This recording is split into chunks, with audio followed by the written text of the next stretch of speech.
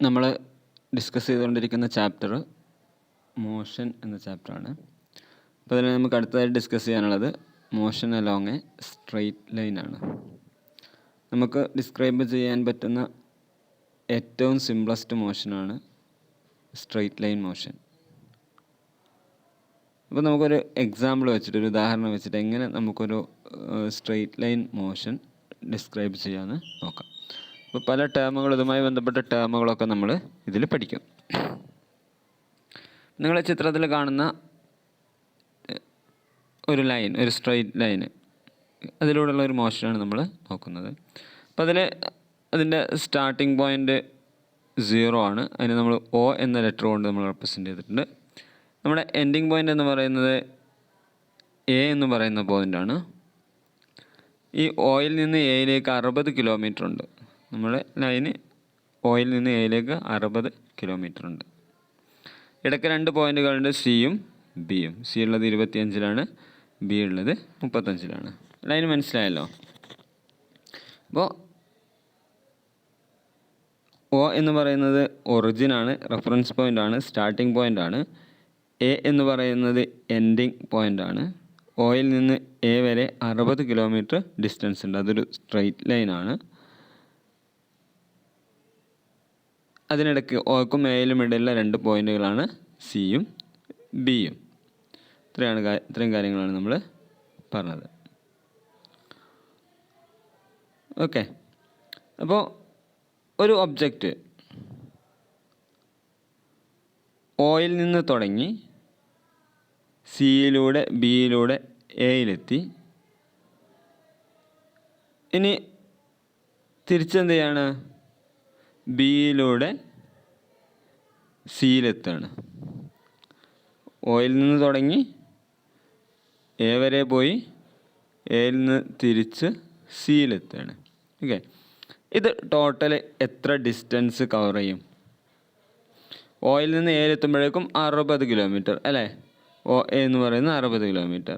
പിന്നെ എയിൽ നിന്ന് തിരിച്ച് സിയിലെത്തുമ്പോഴേക്കും 60 - 25 35 കിലോമീറ്റർ അല്ലേ? 35 കിലോമീറ്റർ സഞ്ചരിക്കും. ഓക്കെ. അപ്പോൾ ടോട്ടൽ എത്രയായി? 60 + 35 = 95 കിലോമീറ്ററായി. മനസ്സിലാവുന്നുണ്ടോ? 95 കിലോമീറ്റർ. ഇതാണ് ആ ഒബ്ജക്റ്റ് കവർ ചെയ്തിട്ടുള്ള ഡിസ്റ്റൻസ്. സ്ട്രെയിറ്റ് ലൈനിലൂടെ സഞ്ചരിക്കുന്ന സമയത്ത് ആ ഒബ്ജക്റ്റ് കവർ ചെയ്തിട്ടുള്ള ഡിസ്റ്റൻസാണ് 60 + 35 ടോട്ടൽ 95 കിലോമീറ്റർ. ഇതിനെ നമ്മൾ വിളിക്കുന്നത് ഡിസ്റ്റൻസ് കവേർഡ് എന്നാണ്. Distance covered by the object. അപ്പോൾ നമുക്ക് ഒരു ഒബ്ജക്റ്റ് സഞ്ചരിച്ച ഡിസ്റ്റൻസ് റെപ്രസെൻ്റ് ചെയ്യാൻ വേണ്ടിയിട്ട് ഒരു ന്യൂമറിക്കൽ വാല്യൂ മാത്രം മതി. ഓക്കെ. എത്ര കിലോമീറ്ററാണ് പോയത്? 95 കിലോമീറ്റർ, 60 കിലോമീറ്റർ, 35 കിലോമീറ്റർ. നമുക്കൊരു ന്യൂമറിക്കൽ വാല്യൂ മതി. അതിനൊരു ഡയറക്ഷൻ വേണ്ട. അപ്പം നമ്മളോട് ചോദിക്കുകയാണ്, ഇപ്പോൾ Oയിൽ നിന്നൊരു കാറ് യാത്ര തുടങ്ങുകയാണ്. അത് എയിൽ പോയിട്ട് തിരിച്ച് സിയിലെത്തി. അപ്പോൾ അത്രയും സമയം കൊണ്ട് ഇത് എത്ര ദൂരം കവർ ചെയ്തു? Oയിൽ നിന്ന് എയിൽ പോയിട്ട് തിരിച്ച് സിയിലെത്തുന്ന സമയം കൊണ്ട് എത്ര ദൂരം കവർ ചെയ്തു എന്ന് ചോദിച്ചാൽ നമുക്ക് ഡിസ്റ്റൻസ് മാത്രം കാൽക്കുലേറ്റ് ചെയ്യാം. ഇപ്പോൾ Oയിൽ നിന്ന് എയിലേക്ക് എത്ര ദൂരം കവർ ചെയ്തു എന്ന് വെച്ചാൽ നമുക്ക് എന്ത് പറഞ്ഞാൽ മതി? 60 കിലോമീറ്റർ. ഓക്കെ. അല്ലെ, എത്രയാണോ നമ്മൾ ടോട്ടൽ ഡിസ്റ്റൻസ് മാത്രം നമ്മൾ നോക്കിയാൽ മതി. അതിനൊരു ഡയറക്ഷനൊന്നും വേണ്ട, ഒരു കൃത്യമായ ഡയറക്ഷനൊന്നും പറയേണ്ട ആവശ്യമില്ല.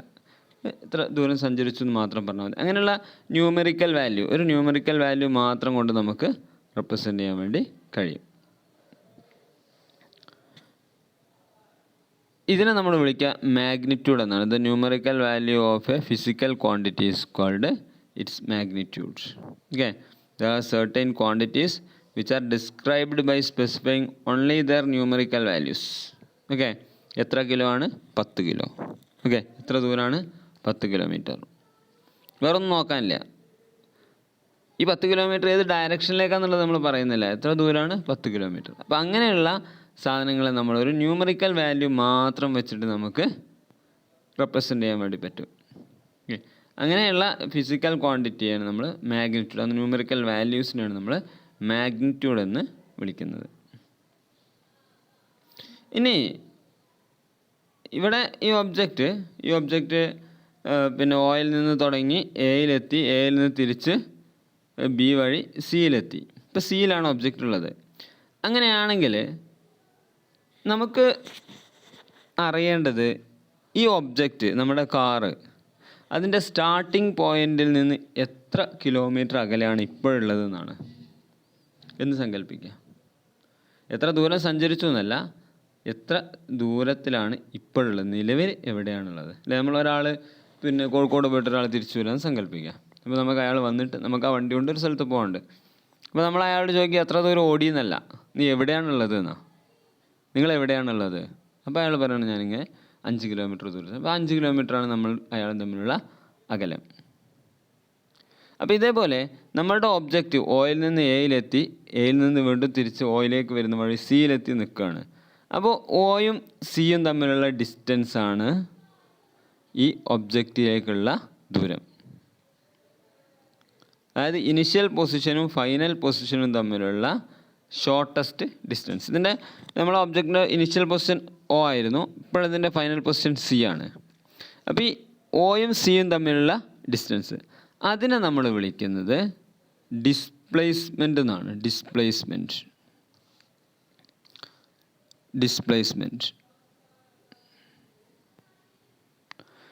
the shortest distance measured from the initial to the final position of an object is known as displacement.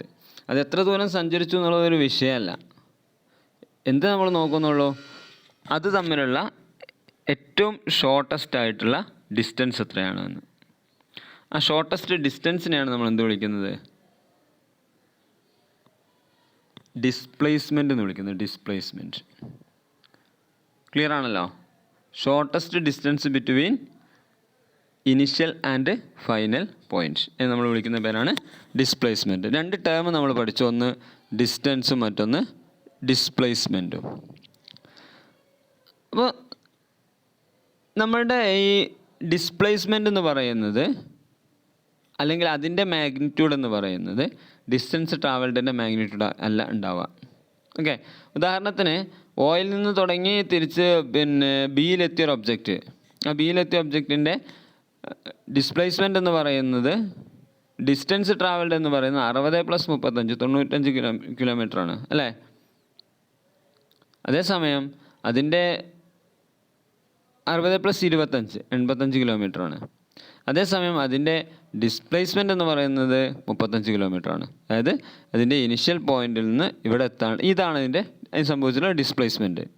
അത് സംഭവിച്ച സ്ഥാനമാറ്റം, മറ്റേത് സഞ്ചരിച്ച ദൂരമാണ്. തമ്മിലുള്ള വ്യത്യാസം മനസ്സിലായോ? അപ്പോൾ ഒരു ബസ് ഒരു സ്റ്റാൻഡിൽ നിന്ന് എടുക്കുന്നു. ഉദാഹരണത്തിന് ചെമ്മാട് നിന്നൊരു ബസ് എടുത്ത് അത് കോഴിക്കോട് പോയി തിരിച്ച് ചെമ്മാടെത്താണ്.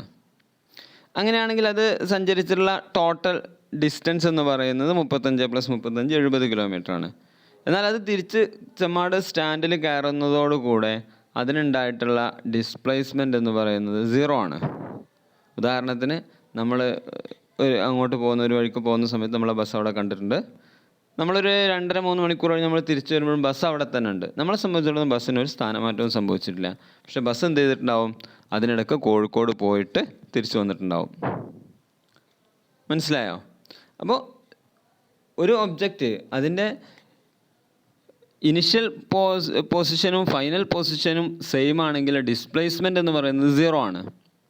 പക്ഷെ അതിൻ്റെ കവേർഡ് ഡിസ്റ്റൻസ് എന്ന് പറയുന്നത് വളരെ കൂടുതലായിരിക്കും. ചിലപ്പോൾ 200-300 കിലോമീറ്ററൊക്കെ ആയിരിക്കും. ഉദാഹരണത്തിന് നമ്മൾ ഇവിടെ നിന്ന് തുടങ്ങിയ ഒരു ഒബ്ജക്റ്റ് ഇവിടെ വന്ന് തിരിച്ചിവിടെ എത്തുമ്പോഴേക്കും 120 കിലോമീറ്റർ സഞ്ചരിച്ചിട്ടുണ്ട്. ഡിസ്റ്റൻസ് ട്രാവൽഡ് 120 കിലോമീറ്ററാണ്. അതേസമയം ഡിസ്പ്ലേസ്മെൻ്റ് എന്ന് പറയുന്നത് അതിന് 0 ആണ്. ഓക്കെ, അപ്പോൾ ഡിസ്പ്ലേസ്മെൻറ്റ് കാൽക്കുലേറ്റ്, ഉദാഹരണം ഒരു ഒബ്ജക്റ്റ് ഇങ്ങനെ പോയി എന്ന് വിചാരിക്കുക. ഓക്കെ, ഇങ്ങനെ പോയിട്ട് അതിൻ്റെ ഡിസ്റ്റൻസ് ട്രാവൽഡ് നോക്കുകയാണെങ്കിൽ ഇവിടെ മുതൽ ഇങ്ങനെ ഈ പാത്തിലൂടെ ഇങ്ങനെ വന്നിട്ട് ഇവിടെ എത്തുന്ന ദൂരമാണ് നമ്മൾ നോക്കുക. പക്ഷെ അതിൻ്റെ ഡിസ്റ്റൻസ്, അതേസമയം ഡിസ്പ്ലേസ്മെൻറ്റ് എന്ന് പറഞ്ഞാൽ ഈ ഒരു ഡിസ്റ്റൻസ് മാത്രമേ നമ്മൾ നോക്കുകയുള്ളൂ. ഇത്രയും പോയിട്ട് തിരിച്ച് ഇവിടെ എത്തിക്കഴിഞ്ഞാൽ അതിൻ്റെ ഡിസ്പ്ലേസ്മെൻറ്റ് 0 ആയി മാറും. അതേസമയം ഡിസ്റ്റൻസ് ട്രാവൽഡ് എന്ന് പറയുന്നത് ആ ടോട്ടൽ ഡിസ്റ്റൻസും ആയിരിക്കും. ക്ലിയർ ആണല്ലോ? അപ്പോൾ രണ്ട് ഫിസിക്കൽ ക്വാണ്ടിറ്റീസാണ് നമ്മൾ പഠിച്ചത്. ഒന്ന് ഡിസ്റ്റൻസും മറ്റൊന്ന് ഡിസ്പ്ലേസ്മെൻറ്റും. മൊത്തം മോഷനെ ഡിസ്ക്രൈബ് ചെയ്യാൻ, അതേപോലെ അതിൻ്റെ ഫൈനൽ പൊസിഷൻ, അതിൻ്റെ ഇനീഷ്യൽ പൊസിഷൻ, ഇതൊക്കെ ഡിസ്ക്രൈബ് ചെയ്യാൻ വേണ്ടിയിട്ട് നമ്മൾ ഈ ഒരു രണ്ട് ടേമുകളാണ് ഉപയോഗിക്കുന്നത്. ഇപ്പോൾ നമ്മൾ ഒരു സ്ഥലത്ത് നിന്ന് മറ്റൊരു സ്ഥലത്തേക്ക് പോവുകയാണ്. നമ്മൾ സാധാരണഗതിയിൽ റോഡ് മാർഗ്ഗം ഇരിക്കുമ്പോൾ ചിലപ്പോൾ അത് 50 കിലോമീറ്ററോ 60 കിലോമീറ്ററോ ഒക്കെ ഉണ്ടാവും. നമ്മൾ ത്രൂ എയർ ആണെങ്കിൽ, ത്രൂ എയർ നമ്മൾ എപ്പോഴും ഷോർട്ടസ്റ്റ് ഡിസ്റ്റൻസിലൂടെയാണ് സഞ്ചരിക്കുക അല്ലേ? അത് ചിലപ്പോൾ 20 കിലോമീറ്ററോ 25 കിലോമീറ്ററോ ഒക്കെ ഉണ്ടാവുള്ളൂ. മനസ്സിലായില്ലേ? അപ്പോൾ ഡിസ്പ്ലേസ്മെൻ്റ് ആണെങ്കിൽ അതിൽ ഡിസ്റ്റൻസ് എന്ന് പറയുന്നത് മിനിമം ആയിരിക്കും, ഏറ്റവും മിനിമം ഡിസ്റ്റൻസിലായിരിക്കും സാധനം ഉണ്ടാവുക. അപ്പോഴാണ് ഡിസ്പ്ലേസ്മെൻ്റ് ആവുക. ഷോർട്ടസ്റ്റ് ഡിസ്റ്റൻസ് ബിറ്റ്വീൻ 2 പോയിൻ്റ് എപ്പോഴും സ്ട്രൈറ്റ് ലൈൻ ആയിരിക്കും. ഡിസ്പ്ലേസ്മെൻറ്റ് സ്ട്രൈറ്റ് ലൈൻ ആവണമെന്നില്ല, ഡിസ്പ്ലേസ്മെൻറ്റ് എങ്ങനെയാവാം. പക്ഷേ ഡിസ്പ്ലേസ്മെൻറ്റ് എന്ന് പറയുന്നത് എപ്പോഴും സ്ട്രൈറ്റ് ലൈൻ ആയിരിക്കും. ഓക്കെ, ഡിസ്റ്റൻസ് എന്ന് പറയുന്നത് സ്ട്രൈറ്റ് ലൈൻ ആയിക്കോണമെന്നില്ല, ഏത് രീതിയിലും ആവാം. അത് സഞ്ചരിച്ച പാത്ത് വഴിയാണ് നമ്മൾ എന്തായിട്ട് എടുക്കുന്നത്? ഡിസ്റ്റൻസ് ആയിട്ട് എടുക്കുന്നത്. രണ്ട് ഒബ്ജക്റ്റിനും തമ്മിലുള്ള ഏറ്റവും ഷോർട്ടസ്റ്റ് ഡിസ്റ്റൻസ്, അതിനാണ് നമ്മൾ ഡിസ്പ്ലേസ്മെൻ്റ് ആയിട്ട് എടുക്കുന്നത്. ക്ലിയർ ആണല്ലോ? ഡിസ്റ്റൻസും ഡിസ്പ്ലേസ്മെൻറ്റും രണ്ട് ഫിസിക്കൽ ക്വാണ്ടിറ്റീസാണ്. മോഷൻ പഠിക്കുന്ന ഒരാളെ സംബന്ധിച്ചിടത്തോളം വളരെ പ്രധാനപ്പെട്ടതാണ്. ഇപ്പോൾ ഡിസ്പ്ലേസ്മെൻ്റ് എന്ന് പറയുന്നത് എപ്പോഴും സ്ട്രെയിറ്റ് ലൈൻ മോഷനിൽ മാത്രമേ വരുള്ളൂ. അത് എങ്ങനെ മൂവ് ചെയ്ത് കഴിഞ്ഞാലും ഡിസ്പ്ലേസ്മെൻറ്റ് നമ്മൾ കാൽക്കുലേറ്റ് ചെയ്യുക സ്ട്രെയിറ്റ് ലൈനിൽ മാത്രമായിരിക്കും. ഡിസ്റ്റൻസ് എന്ന് പറയുന്നത് ആ ഒബ്ജക്റ്റ് ഏതെല്ലാം പാത്തിലൂടെ മൂവ് ചെയ്തോ ആ പാത്ത് മൊത്തം നമ്മൾ എന്തായിട്ട് എടുക്കും? അതിൻ്റെ ഡിസ്റ്റൻസ് ആയിട്ട് എടുക്കും. ക്ലിയർ ആണല്ലോ അല്ലേ? ഇതാണ് ഒരു സ്ട്രെയിറ്റ് ലൈൻ മോഷനുമായി ബന്ധപ്പെട്ട് പറയാനുള്ളത്. ഇനി നമുക്ക് അടുത്ത ക്ലാസ്സിൽ യൂണിഫോം മോഷനും നോൺ യൂണിഫോം മോഷനും ഡിസ്കസ് ചെയ്യാം.